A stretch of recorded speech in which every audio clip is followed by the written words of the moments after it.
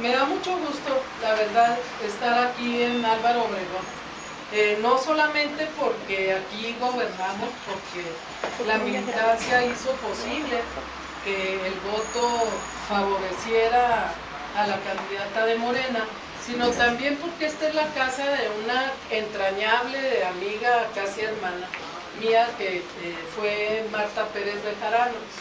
Ella estuvo como candidata en el 2015 y fue una gente que construyó en buena parte lo que hoy es Morena en el Estado de México y en distintos lugares del país. Entonces, pues hasta me parece así como un homenaje, ¿no? Estar aquí sí. Hoy con ustedes, con los que convivió, me imagino. Sí, así es. Y que aquí en la oficina de haber estado, sí, claro. ¿No? Aquí era el centro también de la campaña, ¿o no? No, bueno, era un espacio para que se utilizó para la campaña, pero la casa de campaña de ella estuvo en Avenida 5 de Mayo. Ah, mira. Es un espacio que ahí le prestaron para que ahí se organizara toda la campaña. Pero aquí estuvo con nosotros infinidad de veces. Miren nada más. Entonces, pues las dos, ella fue de Chihuahua, yo también soy de allá. Entonces, como que nos unían varias cuestiones, ¿no? Entonces, pues aquí estamos en homenaje a Marta.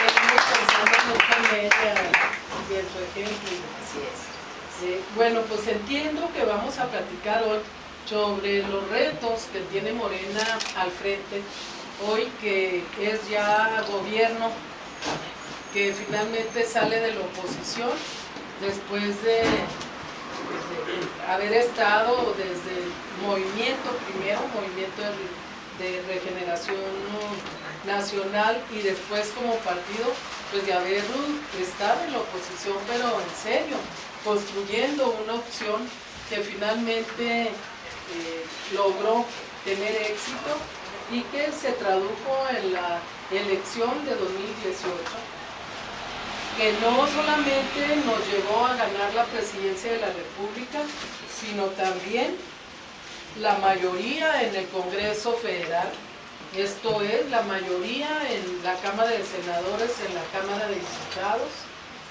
también la mayoría en 19 congresos locales y el avance en más de 300 municipios en el país, que hoy están siendo gobernados por Morena. Entonces nos agarró, vamos a decir que así de repente un logro tan grande. Tal vez como partido, hoy precisamente estábamos cumpliendo 5 años como partido político. Creo que este avance como tan contundente y tan rápido de Morena, pues nos agarró un tanto desprevenidos. ¿Por qué digo esto? Pues porque todavía no tenemos como los cuadros formados suficientes para gobernar, sí para luchar, sí para exponer ideas, sí para movilizarse, pero no para gobernar.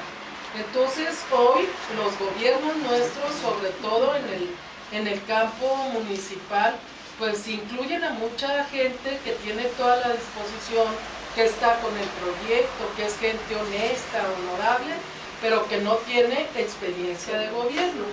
Entonces, pues tenemos frente a nosotros este primer reto que tiene que ver con capacitar a nuestra gente para gobernar de acuerdo al proyecto y de acuerdo con las necesidades de la población.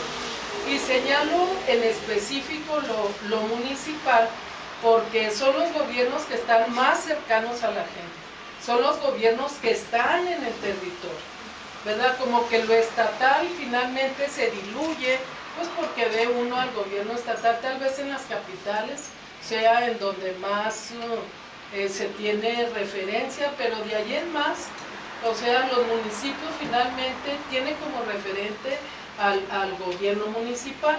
Entonces, a Morena le debe importar muchísimo el poder capacitar a todas estas personas, a los que forman parte de los gobiernos municipales o de las alcaldías, en el caso de la Ciudad de México, a los síndicos, a los regidores, en el caso nuestro, los consejeros, ¿no?, de Morena, que forman parte de las alcaldías. Y esto tiene que ver no solamente con cumplirle a la gente, con hacer un gobierno diferente, cercano a la gente, con tener esa sensibilidad, ¿verdad?, de gobernar con y para la gente, sino también porque de eso depende la continuidad de nuestro proyecto.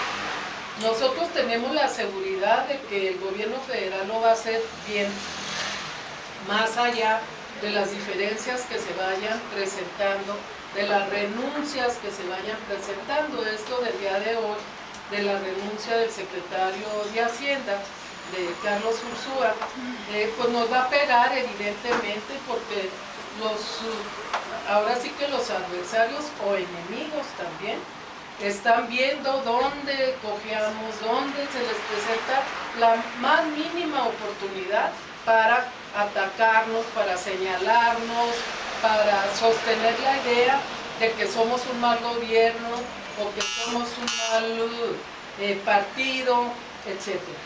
Entonces, más allá de esto, creo que el objetivo de capacitar a nuestra gente tiene que ser una cuestión central, ¿verdad? Y que de que hagamos bien las cosas, pues va a depender la continuidad. Y nosotros nos estamos planteando no solamente gobernar en donde estamos, sino gobernar todo el país, porque la gente y el pueblo y la sociedad se merecen gobiernos diferentes, proyectos alternativos, gobiernos que gobiernen para la gente, que los incluyan, y en fin, gobiernos finalmente que aseguren lo de la transformación del país, los cambios del régimen político, del régimen económico, y esto solo lo puede hacer pues gente que tenga mucha claridad sobre cómo hacer las cosas, cuándo hacerlas, cómo dirigir, ¿no?, sus espacios en torno a las responsabilidades que cada quien asume o le toca asumir, y pues esto va a depender mucho de lo que nosotros hagamos de lo que nosotros hagamos en esta experiencia. De ahí que resulte de suma importancia pues la organización, la constitución, la formalización de los trabajos del Instituto Nacional de Formación Política.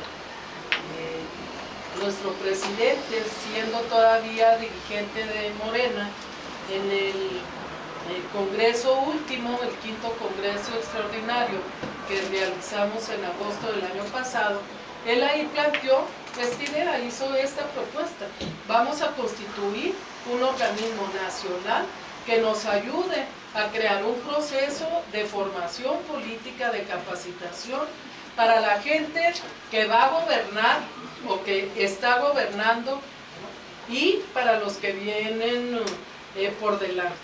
Si tenemos nosotros en la mira el realmente conquistar al país, el llevar esta transformación a todos los rincones de la patria, quiere decir a todos los municipios, los poblados, etcétera, pues entonces debemos prepararnos para hacerlo, ¿verdad? Y si esta experiencia de hoy en los más de 300 municipios nos agarró un poco ahora sí que de sorpresa, pues vamos preparándonos para lo que queremos lograr, y es conquistar y gobernar todo el país, sus municipios, sus estados, los poderes legislativos en cada una de las entidades, así como lo nacional. Darle continuidad al gobierno federal y al Congreso en su mayoría. ¿Por qué? Porque eso nos va a ayudar a ir construyendo este proceso que no es de corto plazo, sino que se tiene que plantear como un proceso de largo plazo, ¿verdad? Si ustedes analizan un poco la historia de México, van a ver cómo el PRI se enquistó en el poder para construir su proyecto, su modelo, que primero fue en una etapa este modelo de desarrollo compartido y que después se transformó en el modelo neoliberal. 80 años con distintas variantes, 80 años estuvieron en el país y gobernaban todo el país. Recuerden las etapas en donde la gente incluso ni iba a votar porque decía, ¿para qué? Si siempre gana el PRI, siempre nos imponen al PRI. ¿Por qué? Pues porque utilizaban todas las artimañas y el poder del Estado para irse desarrollando y continuando su poder. Era lo que Vargas Llosa dijo en un momento, la dictadura perfecta, o sea, una disque democracia, porque pasaba por las vías electorales, pero en realidad era una dictadura. ¿Por qué? Pues porque se imponían, porque no había libertad para votar, no se contaban bien los votos, porque se utilizaban los recursos públicos para las campañas de los priistas, porque se apoderaron del poder y de los gobiernos en todos los niveles. Y a través de las formas como gobernaron, pues le dieron continuidad a sus proyectos, ¿verdad? Y consiguieron, por tanto, pues imponer no solo una forma de gobernar, sino un modelo económico, político, social, del que todavía estamos sufriendo las consecuencias. El domingo en el Consejo Nacional, no me acuerdo si fue el Fisgón o fue Pedro Miguel, planteaban que nosotros habíamos ganado el gobierno, pero que todavía no teníamos el poder, ¿verdad? Y esto de tener el poder quiere decir, pues, ir desmantelando los otros poderes que se fueron construyendo durante décadas, ¿no? Y que significan el pasado, pero que están ahí imponiendo su forma de ver las cosas, imponiendo ahora sí que modelos que ellos han acuñado en los espacios donde tienen todavía o mantienen todavía su autoridad y su poder. El hecho, por ejemplo, de que México tenga hoy una dependencia, una subordinación económica y por lo tanto política tan fuerte hacia los Estados Unidos, deriva de que durante décadas se entregó el país para que la inversión fluyera de los Estados Unidos hacia acá. El Tratado de Libre Comercio de América del Norte lo único que hizo fue formalizar un proceso que ya se venía dando, en donde los capitales de los Estados Unidos hacia México se fueron apoderando de las principales ramas productivas, de servicios, de comercio, de la industria. Las industrias estratégicas en México están fundamentalmente en manos de los capitales estadounidenses, hoy compartidos un poco con Canadá, porque el Tratado de Libre Comercio, que decíamos en su momento, es en realidad un tratado de libre inversión.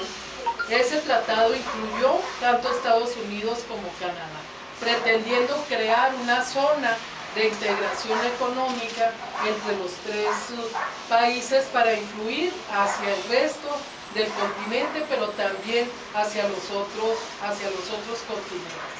Entonces, este modelo que se implementó está totalmente presente en nuestro país, está vigente. Hoy que tenemos ahora un nuevo tratado que es el mismo pero con otro nombre, el TEMEC, se dice ahora, pues lo que hace es darle continuidad a este modelo que a través de las reglas del tratado dejó a muchísimos trabajadores en el desempleo, cerró miles de pequeños y medianos lugares o negocios, empresas, y sobre todo llevó a México a perder, entre otras cosas, la soberanía alimentaria. porque hoy los principales alimentos en México se compran, ¿verdad?, en los Estados Unidos o llegan de Estados Unidos. De manera que la posición que tiene hoy nuestro presidente frente al señor Trump, pues tiene que ser una posición muy, muy cuidada, muy delicada, porque la subordinación existe, porque la dependencia existe, no es un invento. Y el hecho de que hayamos llegado al gobierno no desmantela lo que todos estos señores hicieron durante tantos años, durante décadas, ¿verdad? Y eso solamente para hablar de la dependencia con Estados Unidos. Otro tema que es importantísimo, el cómo se dejó crecer los capitales provenientes del narco y de otro tipo de delitos, de manera de que la economía nuestra, como la estadounidense, está marcada por los capitales negros, por los capitales que provienen precisamente de esas fuentes delictivas.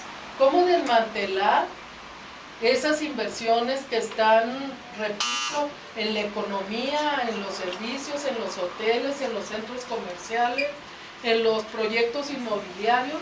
De repente ve uno aquí en la ciudad cómo crecen y crecen esos grandes edificios, y lo sorprendente es que son edificios vacíos y siguen construyendo, y son edificios vacíos, no se rentan, no se ocupan. Entonces son inversiones que responden a qué, pues la respuesta más correcta será pues al lavado de dinero, a la necesidad de lavar el dinero, ¿no? Y esto tiene que ver también pues con la situación de inseguridad que se vive en todo el país, y que implica que hay poderes, ¿verdad?, que hay poderes reales que están en el territorio, que operan, que siguen operando hasta que no los eliminemos del país. Y eso va a llevar años. Eso va a llevar años. Que si la Guardia Nacional, que si el compromiso de los gobernadores, etcétera, de todas maneras, aun cuando eso funcione, las etapas del cambio indudablemente que se van a ir al mediano plazo. Y lo que va a hacer este gobierno, que coordina nuestro presidente, es sentar las bases de la transformación, pero necesitamos la continuidad. O sea, la transformación no se va a dar en 6 años. ¿Por qué? Porque lo primero que hay que hacer es desmantelar los poderes reales que controlan nuestro país, que controlan la economía, que todavía controlan en mucho la política, ¿verdad? Y esto, repito, pues si le llevó 80 años al PRI, pues a nosotros nos va a llevar, yo digo, mínimo 50 años o cuánto queremos. Y la manera de dar continuidad es atendiendo esta premisa que está planteada permanentemente en Morena, también por parte de Andrés Manuel, y que tiene que ver con esto de que solo el pueblo puede salvar al pueblo, de que solo el pueblo organizado puede salvar a la nación, que no es un eslogan, que no es demagogia, que es una verdad absoluta, ¿verdad? Lo que nos lleva a considerar pues que la cuarta transformación, que los cambios profundos que necesita el país deben ser acompañados con el apoyo y con la participación de la gente, de la sociedad. Y para esto, pues Morena puede ser el vehículo para organizar, para concientizar, para darle organicidad a la cuarta transformación, o a la organización que necesita la cuarta transformación. Ni más ni menos que es eso. Llegamos al punto en que convencimos a la mayor parte del electorado de votar por el cambio, de votar por el proyecto alternativo de nación, de votar por algo diferente a lo que habíamos venido teniendo durante décadas y décadas en México. Es la primera vez, es el momento histórico en que la izquierda gana el poder y gana con toda la contundencia del mundo. Bueno, pues ahora el reto principal pues es la continuidad de nuestros gobiernos, el poder alcanzar los rincones, los espacios en donde hasta ahorita no llegamos, pero sobre todo el poder garantizar que nuestros gobiernos, los gobiernos que emanan de Morena, son gobiernos que son herramienta para construir el cambio. Que no formamos Morena, no organizamos Morena para que llegaran a ser diputados, senadores, secretarios de Estado, X y Z personas, ¿verdad? O sea, nosotros que estuvimos desde el principio en la constitución de Morena, pensamos en Morena como la herramienta para el cambio, no en un Morena para que vinieran los grupos, las familias, los personajes, los dirigentes a subirse al poder y de ahí ir brincando de un lado a otro, ¿no? En estos afanes de mantenerse, ¿no?, en el presupuesto. Pues, con esta idea de que el que está fuera del presupuesto está en el error. Lo cierto es que de repente donde falta convicción sobra la ambición, y que Morena pues es un espacio ideal como para, ¿no?, que florezcan ambiciones personales o de grupo, ¿no?, en nuestro país. Esto quiere decir que si Morena tiene frente a sí el reto de organizar, de concientizar, de informar, de formar, no, pues se tiene que organizar para eso.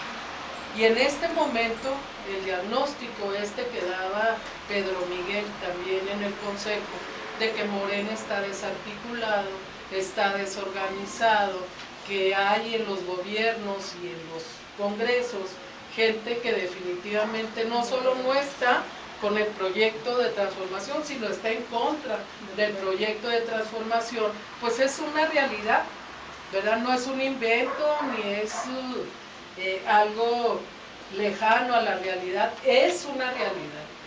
Y si es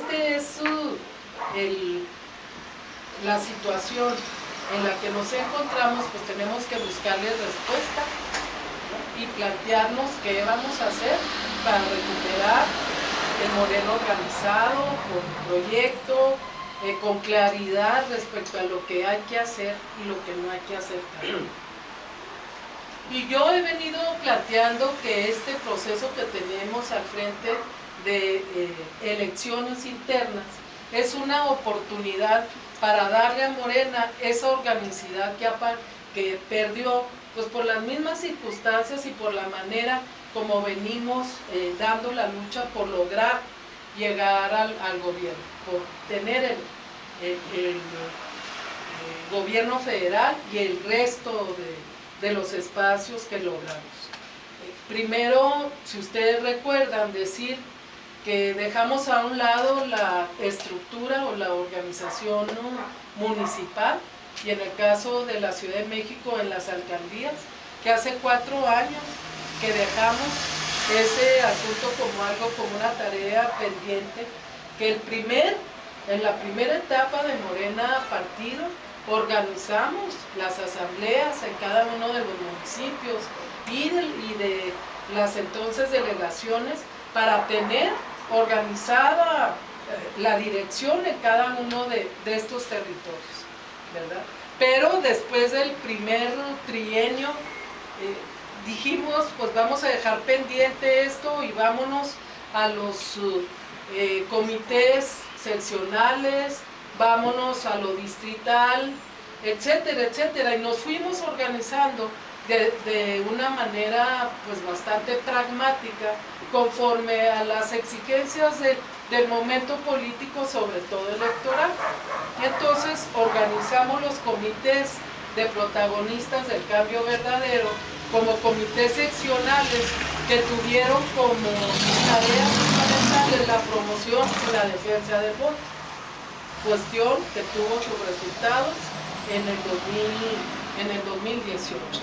¿No? Nos organizamos a partir de las fallas que fue presentando la organización o la estructura formal con compañeros, compañeras que fueron a apoyar en los estados donde estábamos más débiles.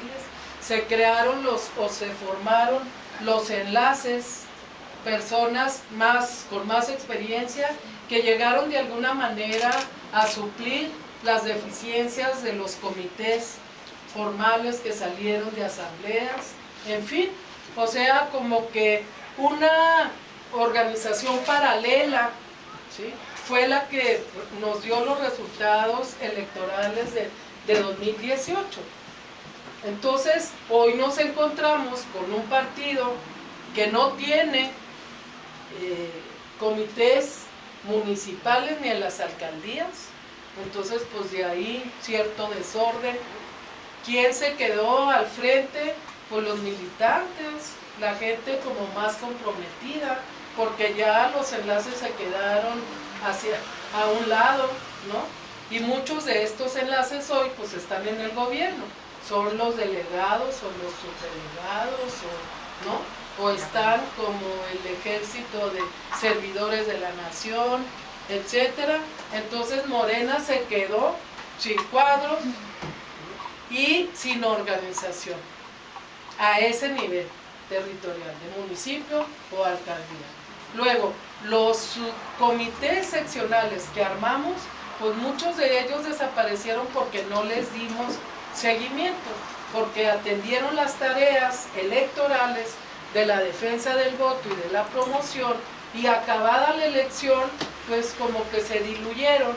Luego, si no tenemos direcciones o comités, coordinadores, responsables del trabajo organizativo en territorio, y estoy hablando de los municipios y las alcaldías, en las demarcaciones, pues entonces los comités se nos quedaron ahora sí que como volando.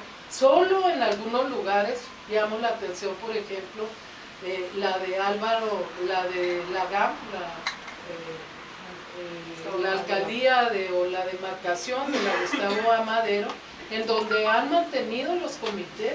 Allá hay un grupo de Morena muy interesante porque es grande, porque se autofinancian, no tienen recursos y tienen una cantidad de comités. El otro día tuvimos una reunión allá, había alrededor de 800,000 personas y estuvieron hablando de la experiencia de los comités que funcionan en la GAM. Digo, una experiencia la verdad interesantísima. Yo no conozco en la ciudad otra experiencia así, porque además, pues, como saben, la GAM es un territorio muy amplio con muchísima gente, más de 1 millón de personas viven allí, pero la organización de Morena es realmente ejemplar. Lo que quiere decir que aún a pesar de que no hay comités y no hay dirección, etcétera, nos podemos autogestionar para seguir construyendo el proyecto y la organización. Y el hecho de que hoy estemos aquí también, y lo que señalaban ustedes, de que este local tiene más de 6 años y que es un local con vida, donde hay eventos, pues también es un ejemplo de eso, ¿verdad? De que a pesar de la desorganización, la Morena y su gente tiene capacidad para seguir existiendo y seguir actuando en el territorio. Pero volviendo a nuestras carencias, si a esto que he comentado le aunamos el hecho de que una cantidad importante de dirigentes se fueron a los gobiernos, ya no hablamos de lo territorial, sino el gobierno federal, los gobiernos estatales, las legislaturas, pues también ahí hubo una especie de saqueo, ¿no? O sea, las direcciones estatales, por ejemplo, se quedaron disminuidas en una tercera parte. El Comité Nacional de 21 componentes se quedaron 11, ¿no? 11 personas, y de esas 11 en realidad funcionando dirigentes como parte de la dirección nacional, pues hay 2, 3 personas y el resto ha sido marginado. Y bueno, desde que el comité se constituyó, vamos a decir que asumió tareas territoriales, o sea, cada compañero o compañera del Comité Nacional se le cargó un territorio, un estado, y no funcionó o no funcionaron como Comité Nacional. Y hoy vamos a decir que casi que siguen igual, ¿no? Ese es parte de los problemas también que tenemos al frente. No tenemos un equipo nacional que se coordine, que esté atento a las necesidades de Morena en el país, en las 32 entidades, y esto también ha provocado problemas que hoy como que están saliendo más a la luz, porque se están haciendo más evidentes. Conclusión, necesitamos reorganizarnos. Y si de acuerdo con el estatuto, en este año, o sea, 2019, vamos a llevar adelante este proceso de elecciones, quiere decir que nos tenemos que organizar y preparar para que nos salga bien el proceso electoral. El resultado que tengamos de este proceso, que empieza en agosto y termina en noviembre con el Congreso Nacional, va a ser la imagen que vamos a proyectar hacia el interior de Morena, pero también en el país. Y es una imagen que va a ayudar a reforzar el trabajo del gobierno federal, ¿no? Y del Congreso, o todo lo contrario. O sea, de este proceso podemos salir fortalecidos o podemos salir muy debilitados. Ustedes nomás imagínense, en septiembre tenemos las asambleas distritales en los 300 distritos electorales federales que hay en el país. Aquí en el caso de la Ciudad de México son 24 distritos electorales. Entonces vamos a tener 24 asambleas. Aquí en Álvaro Obregón, ¿cuántos distritos tienen? Federales, 3. Uno solo y 2 compartidos. Uno solo y 2 compartidos. Bueno, van a participar en 3 asambleas distritales. En esas asambleas distritales seguramente lo que se va a plantear es que se elijan a 10 delegados, delegadas, 5 mujeres y 5 varones, como representantes, como delegados, como coordinadores distritales. 10 personas en cada uno de los distritos. Y esas 10 personas, o sea, estos 10 compañeros y compañeras, van a ser la base para el Congreso estatal. Quiere decir que en la Ciudad de México, 240 compañeros, delegados, delegadas, van a constituir el Congreso en la Ciudad de México, y este Congreso elige a su consejo y al comité ejecutivo en la Ciudad de México, con las diferentes carteras. Pero a la vez, estos 10 personas que se eligieron en los distritos van a conformar el Congreso Nacional. O sea, el Congreso Nacional tiene mínimo 3,000 delegados, son 10 de cada distrito, por lo tanto hay una representación de la población y de todo el territorio. Bien, si a nosotros nos sale mal este primer paso, que son las asambleas distritales, si como nos ha ocurrido en otras ocasiones, llegan los provocadores y se quieren meter a fuerzas aunque no aparezcan en la lista, en el padrón, y rompen la puerta y se meten y se anula la elección. Si dentro de las asambleas la gente que se postuló y no quedó, empieza a gritar fraude, fraude, a aventar sillas, a echar trancazos, se anula la asamblea y se anula la elección. Pero fíjense ustedes nada más la imagen que vamos a dar hacia afuera. Si estas situaciones se repiten, ¿no?, en cada lugar, en cada territorio. O sea, estos de Morena son unos facciosos, la izquierda como siempre se divide internamente, no necesita, ¿no?, de que los enemigos lleguen a barrerlos. Y esto, pues, ¿ustedes creen que no afecta o no va a afectar al gobierno federal, al modelo, al proyecto, a la posibilidad de la continuidad? Evidentemente que sí, evidentemente que sí.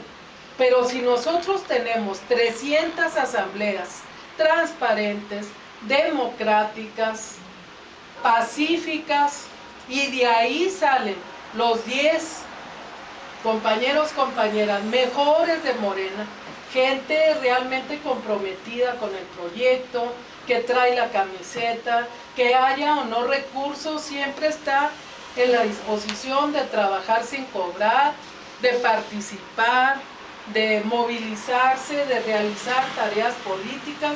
Todo eso se llama convicción. Entonces, si gente con convicción es electa en estas asambleas, nosotros vamos a asegurar que ese proceso nos va a salir muy bien y que lo que sigue también, porque si la mejor gente aquí se vota o se elige, esa es la gente que va a ir a lo estatal, que va a conformar la estructura estatal, Congreso, Consejo y Comité Ejecutivo, y a la vez es la gente que va a ir al Congreso Nacional. Entonces, como una cadenita, si lo primero nos sale bien, lo otro nos va a salir también bien, sin ninguna dificultad. ¿Cuál es el problema principal que tenemos ahorita? Y lo voy a comentar porque pues hay que irlo reflexionando. Bueno, pues que en función de que no